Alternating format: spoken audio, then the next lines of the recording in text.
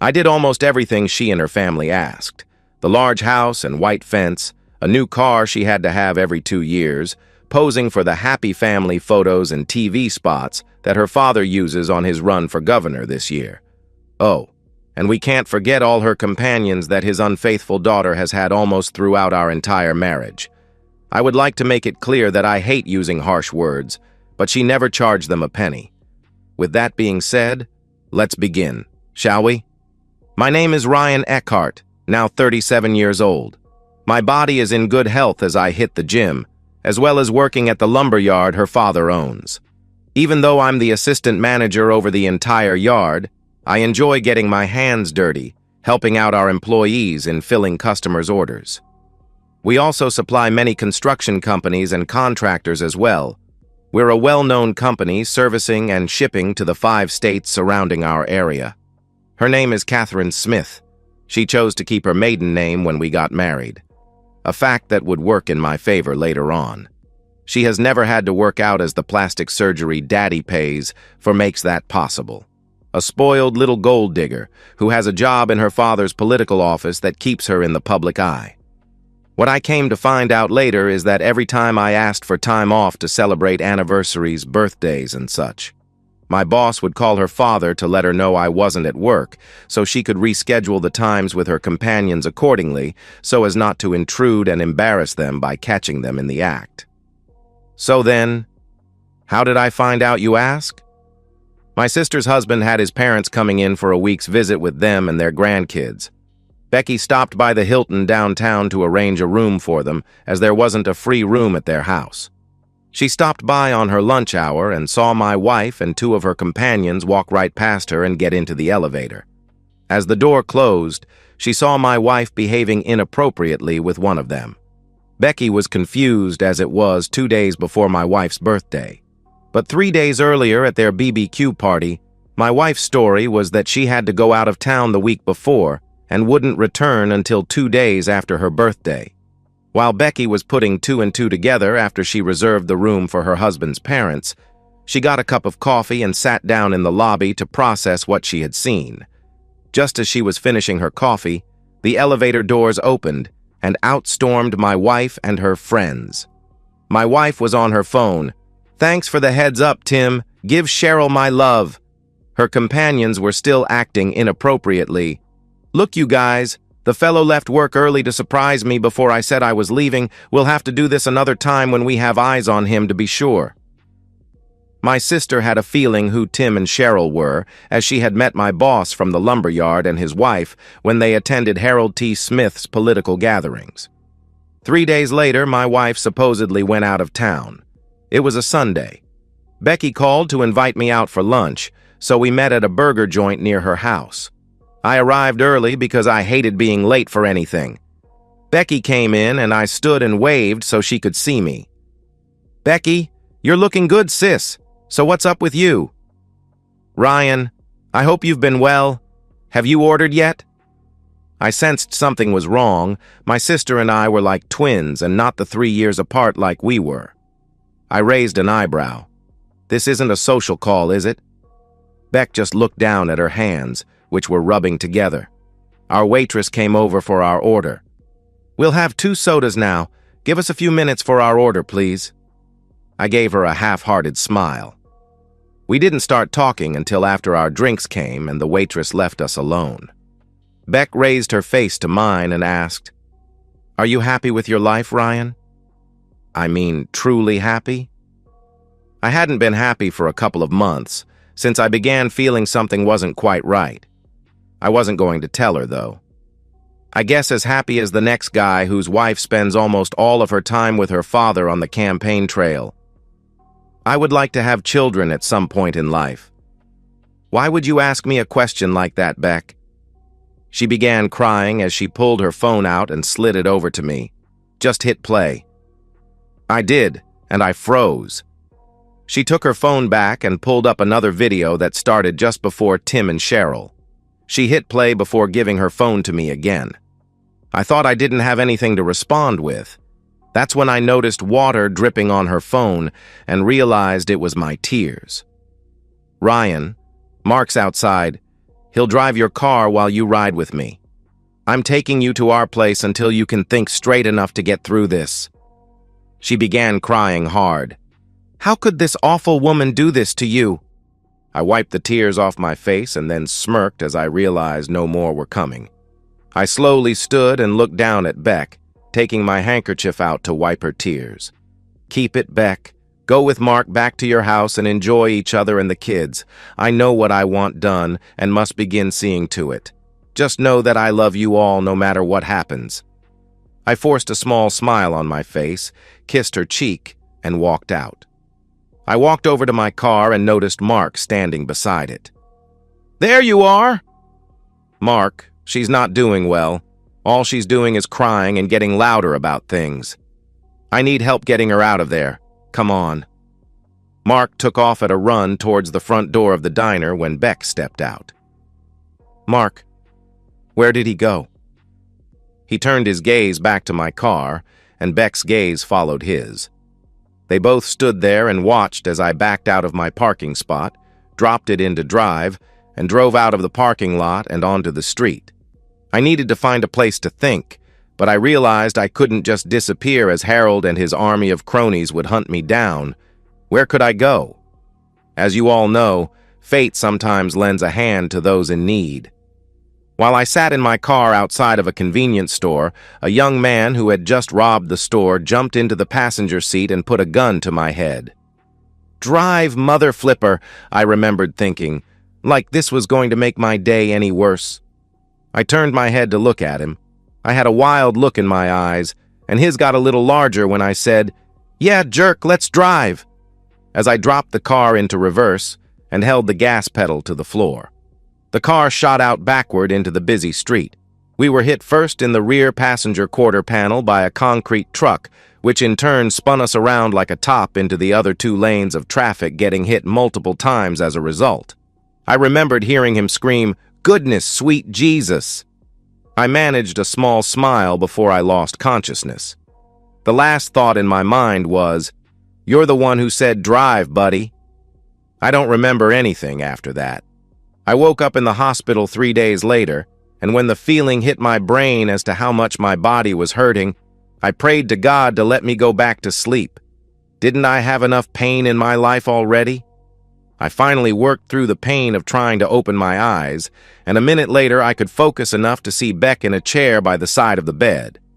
I gathered what strength I had to say, "Hey, silly, this is my bed. Go find your own." But it came out slightly below a whisper. Still, it was enough to make her raise her head up, and when she saw my eyes were open looking at her, she cried out and broke out in a storm of tears. A nurse came in to see what was going on and saw me awake. She hit the nurse call button on my bed. "Tell doctor Standen to get off of his nurse and get his rear in here now." Then she checked all the screens of the machines hooked up to me. "Mr. Eckhart. Ryan, can you hear me? Don't talk, just blink.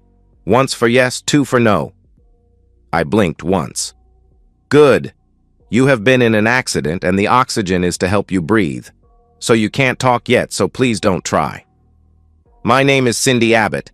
I'm the head nurse of this ward, so just relax and let me do my thing, okay?" Blinked once. She looked at Beck. "Ma'am, if you could please sit over by the windows, it would be safer for you right now." Then she hit the nurse button again. "Where is he now?" A voice through the speaker said, "We paged him again, Cindy. The other nurses have begun calling around." About 10 minutes later, a young, good-looking man came walking down the hall with a nurse. They were both laughing. "I need to apologize to you both for what is about to happen here. Sorry you had to see it." The nurse he was with gave out a small yelp as he gave her a pat. Then he came into the room with a light chuckle. Cindy wasn't amused. "Where have you been? Your pager went off 20 minutes ago, then we paged you twice." "I was on my dinner break and headed this way as soon as it was over. What's the problem?" He looked down on her as he said that. Even though I was the one on medication and barely functional, I could feel the tension in the room rise and then snap as Cindy instantly turned red from what I could see of her chest up to her hairline. Her entire body puffed up as she walked over to him and snatched a handful of his shirt and white jacket. Her face came within an inch and spittle flew from her mouth as she just let it fly. When you're on call, you don't get breaks. The patients are your first concern. Their health is your priority, not playing grab rear with the nurses you socialize with. I don't care about how much money your family has or that your mother sits on the board of this hospital. You will do your job or resign and let the janitor who knows way more than you do the job. Understand me? His face was ashen gray as all the color ran from it. I'll call my mother and tell her you assaulted me. She'll kick that big ego of yours as well as your rear out on the street. You'll never work in healthcare again. I'll have her make sure of it. You don't get it, do you? I had all my nurses document every instance where you put what you felt you were entitled to before the patients under your care. I collected them all yesterday and will add them to the report I'm filing with the State Medical Board of Certifications. When they're done with you, you won't even qualify for a job selling ice cream in the cafeteria. So go ahead and run to your mama. It will just make it easier when I sue this hospital, so go ahead. At least I'll no longer have to cover up for your mistakes anymore. Cindy took a few deep breaths, then turned to Beck and me. I am so sorry you had to witness that. It was something unprofessional to do in front of you, and I beg for forgiveness. Beck replied, Don't worry about it. She stopped recording it and put her phone away. You want me to send you a copy, girlfriend? She smiled. Oh, I want another doctor put in charge of my brother's care as of right now. Her eyes narrowed as she looked at Standen. I'll sign whatever I have to. Just show me where Cindy. I thought he was going to cry as he ran out of my room. Then a voice came from the speaker at my bedside. Got the audio recorded as well, Cindy. I didn't mean to eavesdrop, but he had it coming. I'll make you a copy as well. Then the voice got a little lower. Damn, my girl laid him out, right? Gimme 5. We heard the first hand slap before the speaker went silent. I'm glad Cindy took the tube out of my mouth before all that happened. It made me more comfortable to enjoy the show. I looked at Beck. Get Billy, my next-door neighbor's kid, and bring him up here now if you would please. I've waited long enough, and tell Mark I'm sorry for lying to him. 2 hours later, Billy, my neighbor's son, walked into my room. Beck went to the cafeteria for some coffee and left us alone. Hey, Billy. How's it going? I whispered. Damn, Mr. Eckhart, you're all over the papers and the news. Did they tell you that the guy who tried to use you in your car was wanted for 3 murders and a crime? Lucky you weren't number 4. He grinned. Billy and I became friends when he saw me trying to install my TV dish on my roof. He saw I was having trouble and offered to help. We wound up wiring everything from the dish to hooking up to the flat screen and the surround system. Afterward, Billy and I were sitting at our dining room table. I offered him a soda and gave him $100 for the help. He told me that he had been saving up for a new computer and now only needed $30 more. He happily put the money in his pocket. I pulled $40 from my wallet, then slid it over to him, and jokingly said that if he figured out how to unlock all the channels on the box put me at the top of the list. He asked if I could give him a ride to the computer store 15 minutes away. I didn't have anything else to do, so off we went. He got the new computer, and when we got back, he asked me for the access code to my Wi-Fi system. I gave it to him, and he said he would call me later on that evening, and true to his word, he called 3 hours later. He told me to check my dish system. Lo and behold, I had access to every channel they offered. I thanked him again, then grabbed a soda and sat back to see what was on the TV. Billy, are you still able to access my house remotely? I asked him as he sat down. Sure. What happened? They add more pay-per-view channels? A small smile was on his face. No. I want you to record everything on my home surveillance system, and don't tell anyone you're doing it, and keep doing it until I say otherwise, all right? He gave me a funny look. Does this have anything to do with all the guys going inside and then coming out the next morning or so? I nodded. Of course, I'll pay you for your time. I can't right now, but you know I'm good for it. He looked me in the eye. Mr. Eckhart, You're the only one who treats me like a regular person and a friend. Everyone in the neighborhood and at school treats me like a nerd with the plague who is only worth talking to when they need something. Keep your money. It's what friends do for one another." I almost teared up.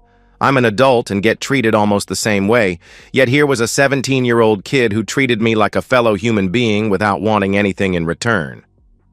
"Just don't let anybody catch you doing it, all right, Bill?" "Not a problem, Ryan." He gave me a wink. Beck came back right then. "I brought you a soda, Billy." She handed it to him. "So did you guys have your man talk?" She walked around to the other side of my bed, opened another soda, and put one of her kids' long straws in it. "Ice chips only get you so far. I had kids, I know." Then there was a commotion and loud talking out in the hall. I saw some flashes going off. "Beck, could you take Bill here home now? I believe it's going to get a little uncomfortable in here soon." She looked out into the hall and nodded. "Thank you, Beck. I appreciate it." I looked at Bill. "Stay safe, Bill." I smiled. "You just get better, Ryan." He nodded his head, and then they left, walking away from the commotion that was growing louder. A nurse popped her head in the door. "There's a Mr. Smith here with a bunch of local news people to see you. It's up to you if you want to talk to them."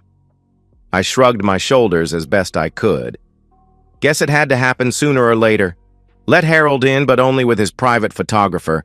I'm not up for an army just yet." She nodded her head and was about to leave. "Nurse?" She came back in. "Yes, Mr. Eckhart?" She smiled. "Is there a CCTV that can record the things said and done in this room?" I asked. "Yes, there is, Mr. Eckhart. Why do you ask?" she said in a low voice.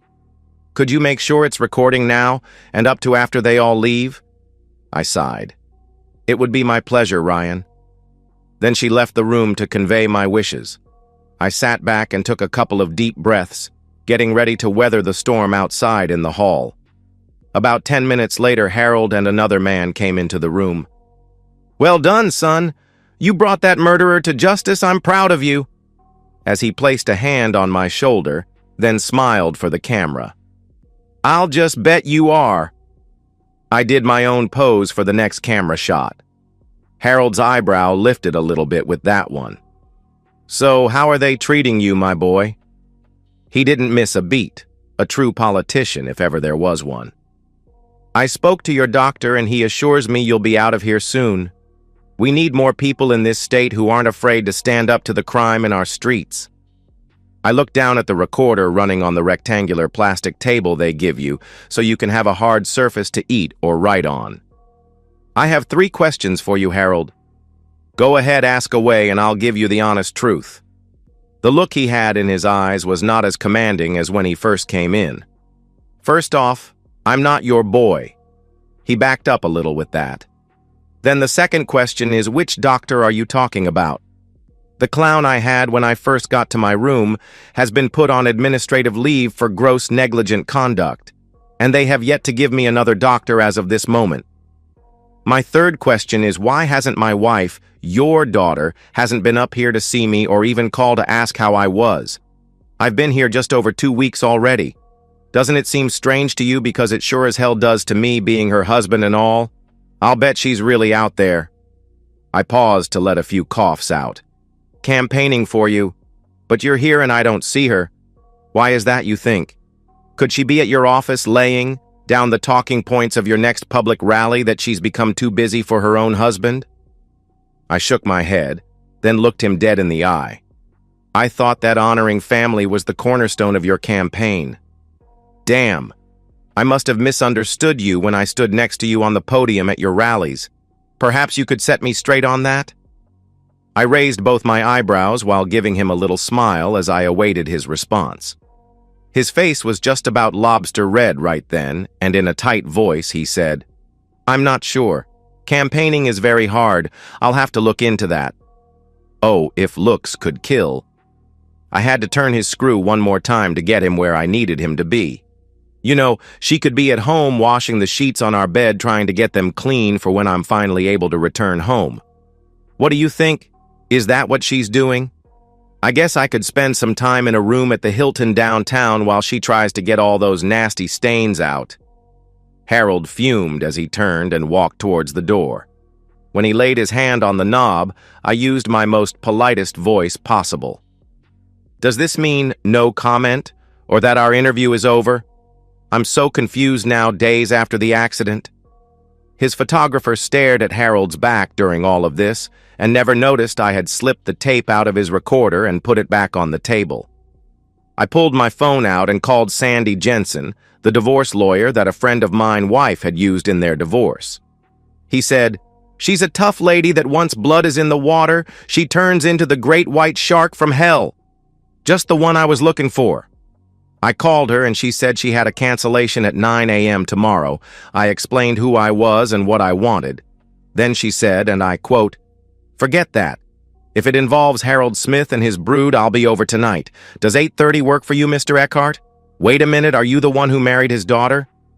"Sadly, I have that honor, and please call me Ryan." "I'll be there at 8. Mind if I bring supper with me?" she asked. "Not a problem at all," I replied.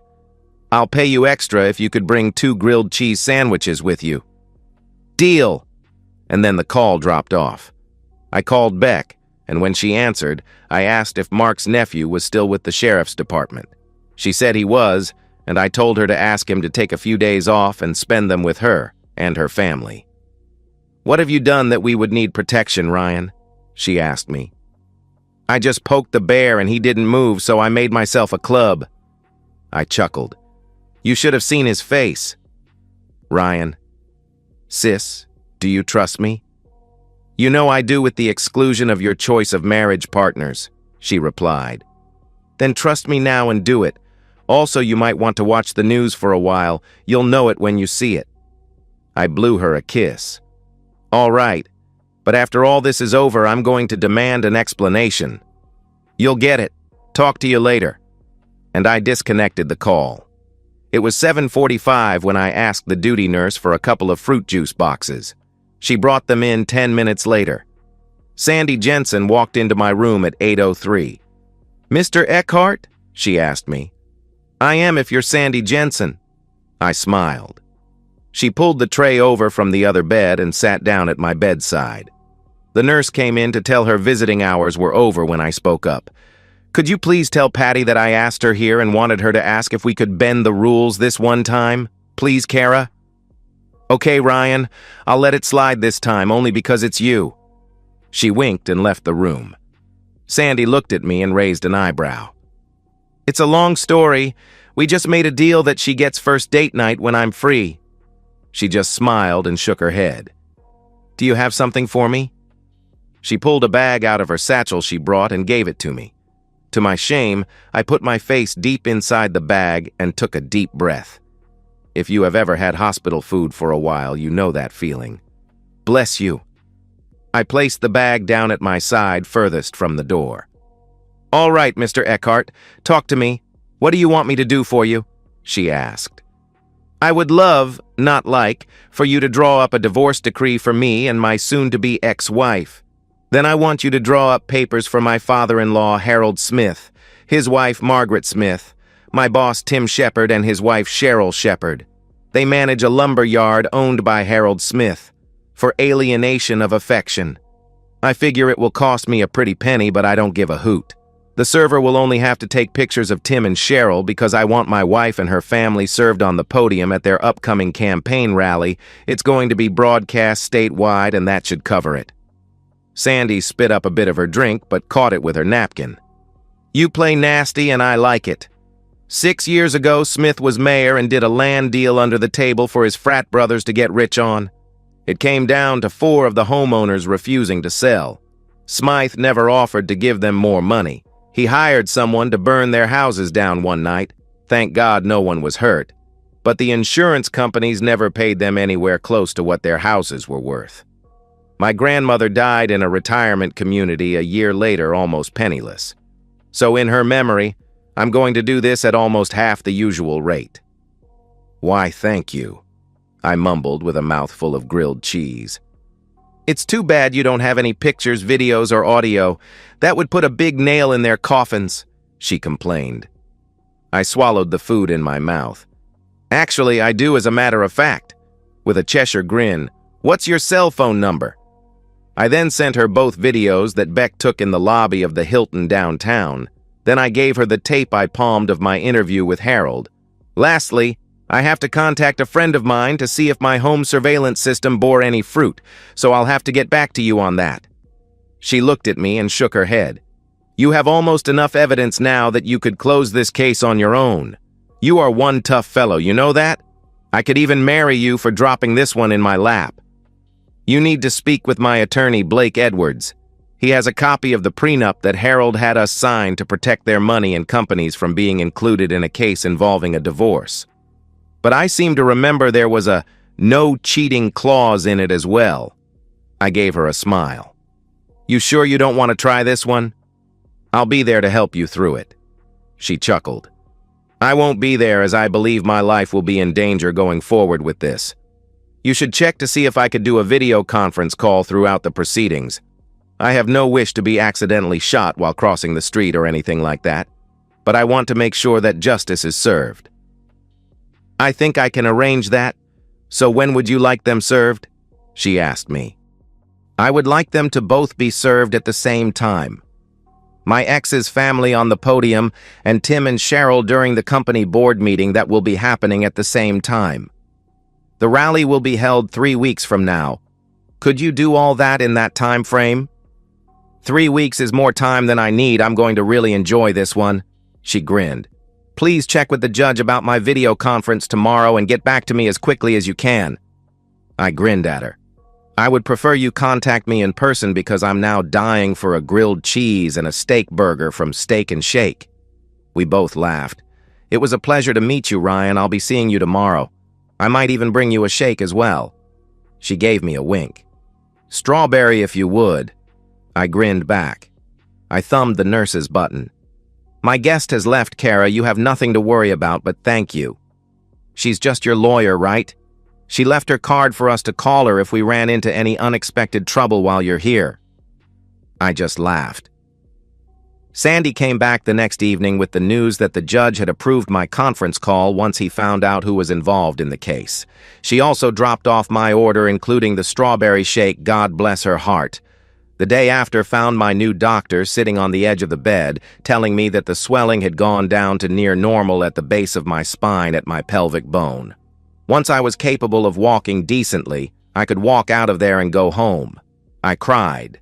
Physical therapy started and it was tough, but I pushed myself because I had my plan and needed to set it into action. During the night, I practiced by myself, by standing up from the bed and sitting back down. I would call the nurse for a pain pill, and after she left, I would start again.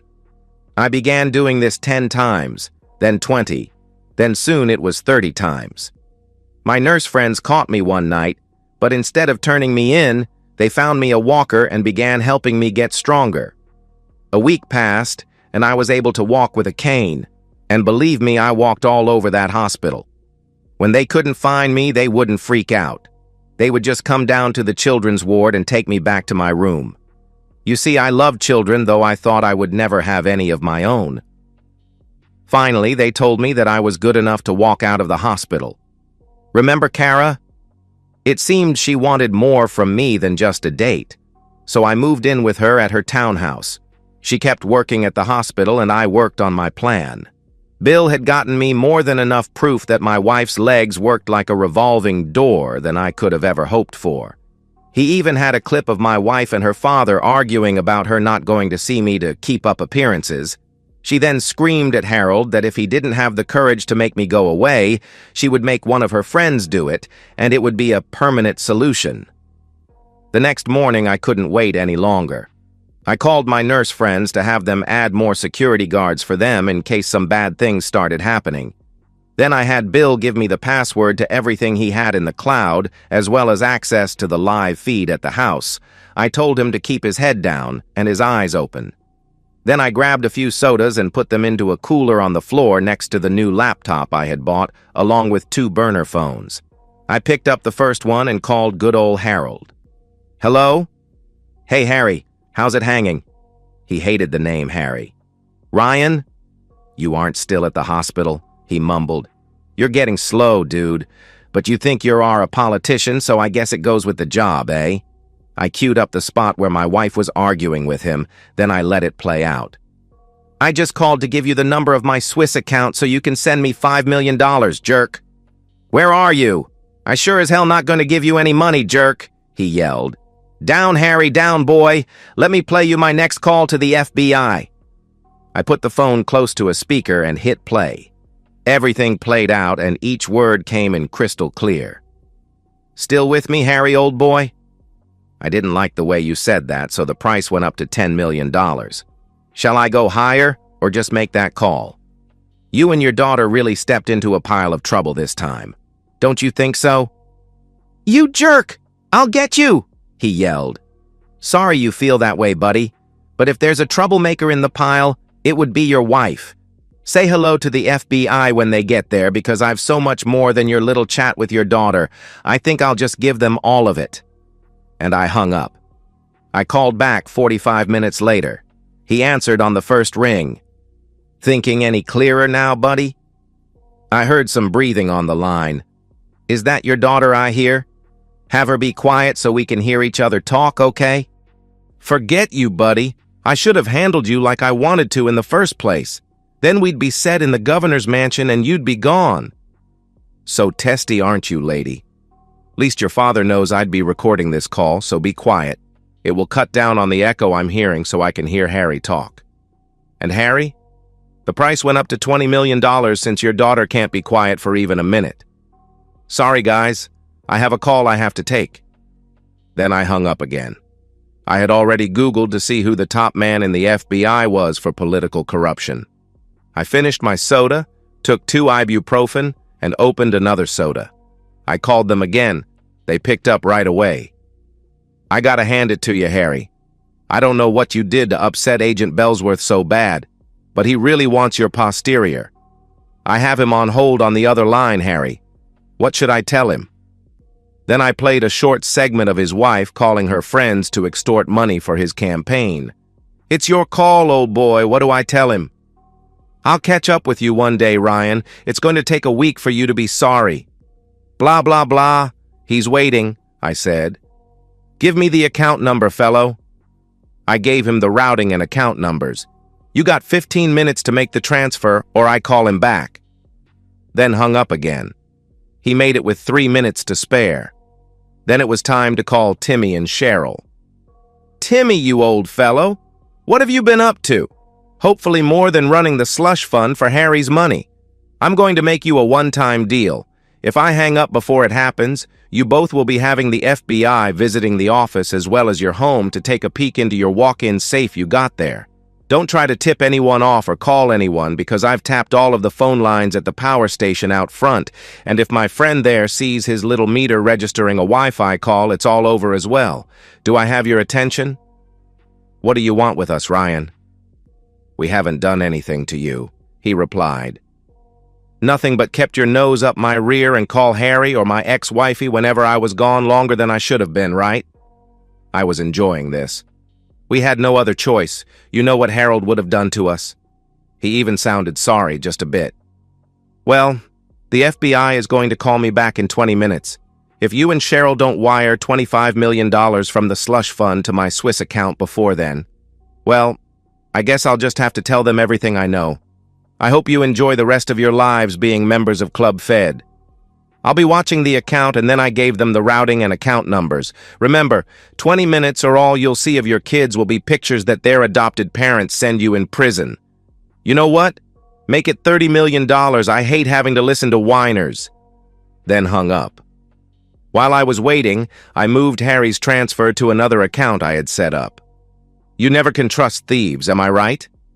I didn't see the transfer, so I used the same trick I used on Harry. I called back. The FBI called me back earlier than I expected. I got them on hold on the other line. So what do I tell them, Timmy? It's your call. I'm going to call him right after we do this to let him know. Your life won't be worth anything after this, Ryan, he hissed. Blah, blah, blah. I'm not worried about him or you. Get that transfer done now. I'm getting tired of listening to your nonsense. I saw the transfer arrive in the account. There you go, Timmy. You won't have to worry about me again. Give my best to Cheryl and the kids. Then I hung up and moved the $30 million into the second account with the $20 million. I was hungry, so I ordered a large sausage and pepperoni pizza with extra sauce and extra cheese. Should be here in about 20 minutes. Who knew making $50 million would be so taxing on someone? After the pizza had arrived, I finished my soda and had another one with a slice of pizza to celebrate my good fortune. Then I put the next step of my plan in motion. I called Bill on his new phone and asked him if he had caught the account and routing numbers for the original accounts they both used to wire me their money. Like there was any doubt, Ryan. Just say when, and then in a couple of years I'll fly out to visit you guys. I had a blast working with you. Don't forget your new papers are in locker number 2714 at the airport, along with the disguises for the both of you. I'll miss you too. I nodded my head. We'll miss you too. Enjoy your vacation, my friend. Now drain the accounts and keep $50 million for your trouble, then put the rest in the first account. I'll transfer it over later on. It only took 10 minutes and it was done. $250 million. Then we ended the call. When Kara got home after work, I gave her a hug and a very passionate kiss. Did you say goodbye to everyone? She nodded and looked at me with her teary eyes. I'm going to miss all of them, baby. Not to worry, sweetness. When the time is right, we'll put them all on a cruise ship so they can enjoy being with us again. I kissed her tears away. Then I called Sandy to make sure everything was still a go. Yes, Ryan, everything is ready to go. You know I'll actually miss working with you, but where did you get $1 million to pay me? However, I did have a laugh when my bank called me to tell me it was a grilled cheese tip. That was cute. You deserved it, Sandy. After all your hard work and late hours, it was the least I could do. Don't forget to send me the recording at the end of it all. You got it, Ryan. Give her a kiss for me, she said. Will do, Sandy, and thanks again. I ended the call. I gave Kara the kiss from Sandy. Time to call our ride, baby. Kara picked up her phone to make the Uber call. I stepped into the next room to make my last call. When the operator said, "You have reached the main office of the FBI. How may I direct your call?" "Agent Bellsworth, please." "One moment and I'll connect you."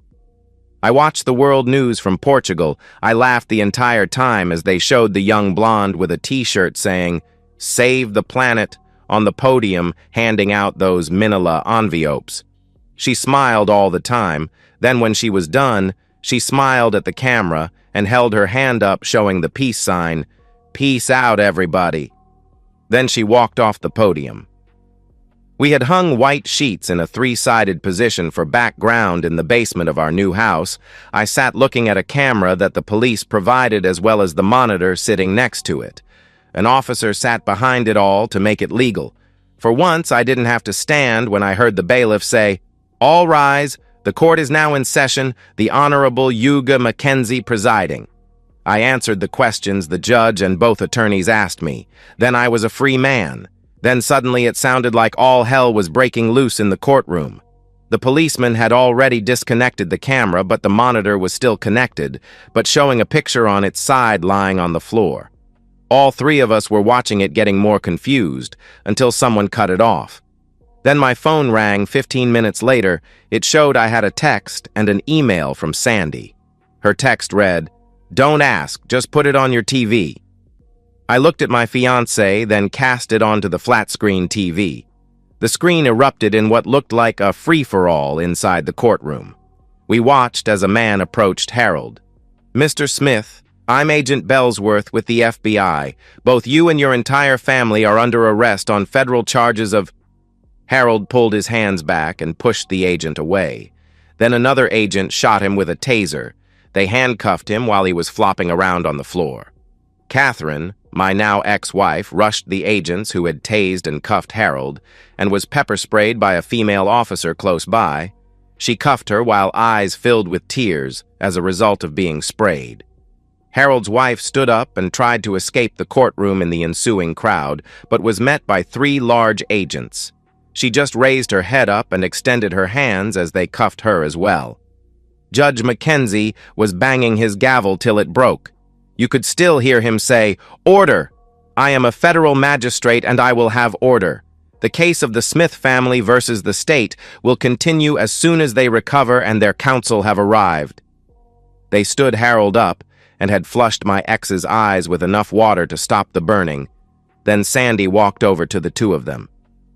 "Catherine, Ryan wants me to say, 'Now we're even, miss.'" Then she turned to Harold. "Hey, fellow, on behalf of Reba Carlson, I want to ask you, how does it feel now that karma has come to town?"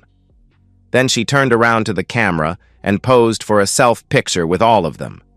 Then she walked over to the camera. "So, tell me, Ryan, was it as good for you as it was for me?" She gave the lens a kiss. Then the camera spun around to show Bill. "Hope I didn't jerk the camera around too much for you. You two take care now." And then the video ended. I looked at Kara and we both broke out laughing. The cop looked at us. "Damn, they sure got some crazy ones over there." I tried to stop laughing and wiped away the tears running down my face. "Yes, they do. It's just that some are more than others." Kara gave me a kiss on my cheek. "Now that it's all over and you're off duty, can I interest you in a cerveza? After that display, I could use two." He broke out laughing with Kara and me. I married Kara a week later. The small village's padre performed the ceremony. I think this one's a keeper. Our son Benjamin was born a year later. And so, we've reached the end of today's story. Was it what you expected, or did it take a twist you didn't see coming? I'm curious to hear your thoughts. Share them in the comments below, and let's get a conversation going. If this story kept you hooked, make sure to hit that like button. And if you're new here or just haven't subscribed yet, now's the perfect time to join our community. I bring you fresh, captivating stories every day, so click that subscribe button and turn on notifications so you never miss out. Thanks for watching, and I'll see you in the next one.